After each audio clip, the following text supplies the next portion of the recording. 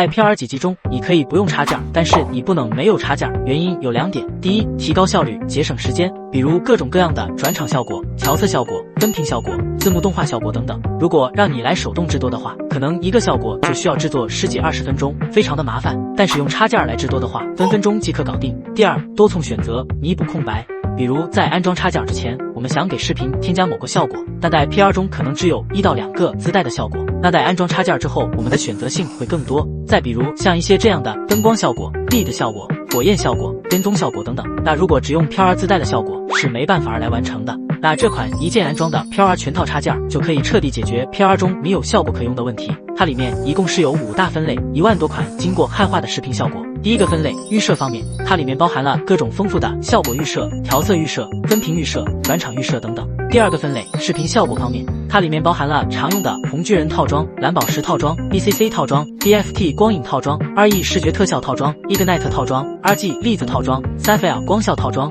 UBlue 套装、网库插件套装等等。像我们常用的 Beauty Box 磨皮插件、Samurai 锐化插件、RSMB 运动模糊插件、InterV6 降噪插件、FaceTar 慢动作补帧插件、Mocha 跟踪插件、RE 去闪烁插件等等，通通包含在内。第3个分类，视频过渡，也就是转场方面，它同样包含了 BCC、UBlue、Filmpact、RG 宇宙、Sapphire 等等的转场效果，必须一键拖拽添加即可制作出各种各样好看的视频转场效果。第4个分类，扩展脚本方面，在 PR 窗口扩展里面，它里面也包含了好多的脚本插件，像我们常用的 BitEdit 音乐卡点插件，以及这款自带音效和预览效果的转场插件，也都包含在内。第5个分类，字幕图形方面，在基本图形考口中，它里面包含了各种各样的动画文字、字幕标题、背景元素、MG 图形等等，应有兼有。那这款 PR 的全套插件不仅可以一键进行全部安装，还可以手动只选择自己喜欢的效果来进行安装。那么以上的分享就到这里了。如果你也需要这上百款插件素材，